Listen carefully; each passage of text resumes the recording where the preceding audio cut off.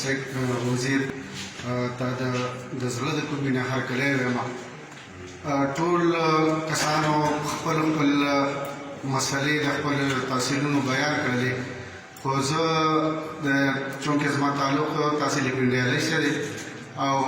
دا په کوم لینک باندې چې انبار او تحصیل پراته دي، په دې کې خو یو ډېره غټه مسله چې د دې نه مخکې بیان هم شو ده چې کوم د روډ مسله ده، هغه لا اوسه پورې دا خلک ډېر زیات د هغې نه متاثره دي. هغه روډ اوسه پورې سټارټ یې اخیستی دی خو لا اوسه پورې خستهحال دی. دویمه د بجلۍ غټه مسله ده چې بجلی اوسه پورې تقریبا په پنډیالۍ او انبار تحصیلونو کې 2 یا 3 ګنټې په مشکله سره ځي. د خلکو د اوبو ډېره زیاته مسله ده. نو دا زموږ خواست دی چې کم از کم پنډیالۍ او انبار دغه تحصیلونو خاص کر ټولو تحصیلونو ته د بجلۍ رسوي دغه شي، ځکه چې هلته د واټر سپلای چې کوم سکیمونه دي په بجلۍ باندې کېږي، نو د بجلۍ سیستم دی ټیک کړی شي. دویمه غټه مسله چې زموږ په هغه روډ باندې خو مختلفو کالجونه په هغه طرف باندې سکولونه پراته دي، په زموږ تحصیل پنډیالۍ په روډ باندې ټولو کې غټه پاپولیشن د تحصیل پنډیالۍ دی او ټول تحصیل پنډیالۍ کې چې کوم دی یو های سیکنډري سکول نشته دی. نو زه خو زما دا غټه مطالبه ده چې په پنډیالۍ کې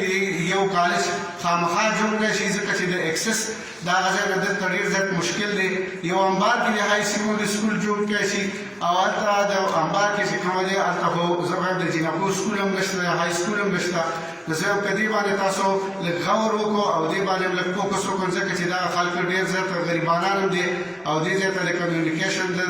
ټرانسپورټ مسله هم ده. نو دا به د دې خلکو لپاره یو غټ دغه کامیابي ډېره مننه کوم. صاحبانو تاسو چې زموږ تپوس کوئ، زموږ صاحب د ټولو نه اوله مسله ډومیسایل دا ډېره پسمانده علاقه ده. دلته د ضلع آبادي چې دا تقریبا دي تاسو ته وویل چې 4 کروڑ او 66 لاک ده، خو زموږ زیات د آبادۍ نه زیات زموږ ډومیسایل ایشو شوی دی او دا ټول ډومیسایل بوګس دی.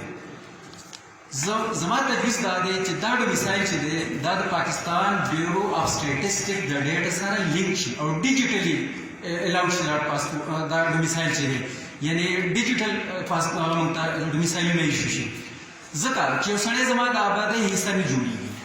یو سړی په 400 کې اوسېږي او د خپله مردم شماري په 400 کې کړې ده، نو دی د دې خبرې اهل نه دی چې دی به عموما د جلسې کې زما حقوق چې دی غصب کړي. د خپل حقوق هلته اسټابلیش کړل، کوم ځای کې چې د مردم شماري وکړله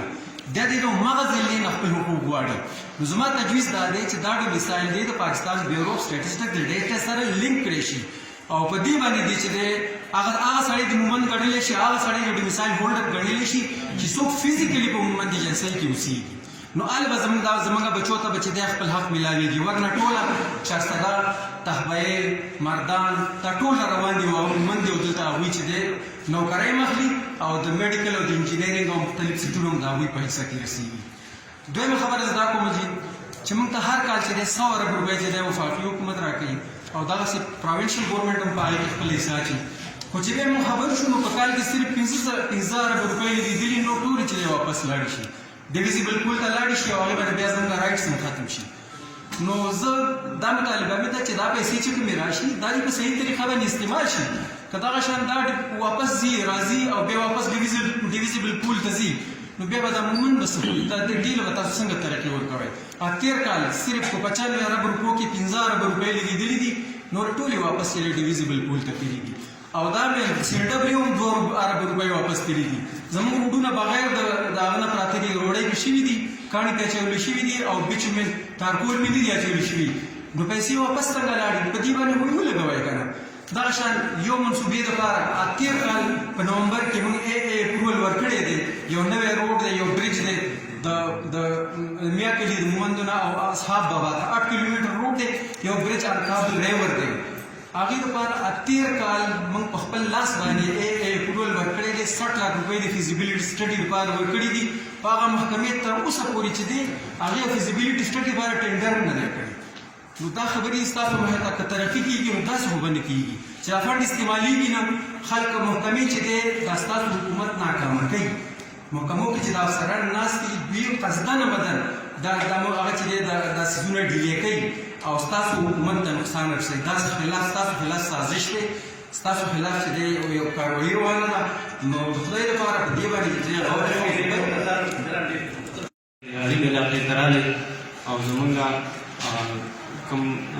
دغه چې هغې تاسو اورېدل وکړه سر کوم دغه چې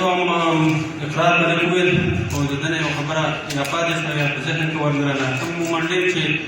اوس موجوده وخت شروع دی او د هغې کومه ځمکه ده نو په هغې باندې سر یو 15 رکنې کمیټې نیول شوې ده چې دغه ځمکې ریټ ورکولي لکه دوی کوي هغې کې چې کوم لکه ساقط واقع شو یا پړنګوار شو یا امبار شو د دې درېو قومو د درېو تاثیرو ځمکه په دې کې تېرېږي د دې کسان لکه هغې کې نه دي منل شوي باري تاثیرونه پکې اخیستي دي نو سر دا قانون یا د ټول ملک لپاره جوړ کړی شي چې که د کالج لپاره یا د سکول لپاره یا د ډیم لپاره یو ځمکه حکومت اخلي او باري قومونه د هغې ریټ کوي نو که دغه نه وي نو مهرباني وکړئ د دې ځمکې ریټ د موږ څخه په خپله وکړی شي که هغه د پړانګوار ویسئ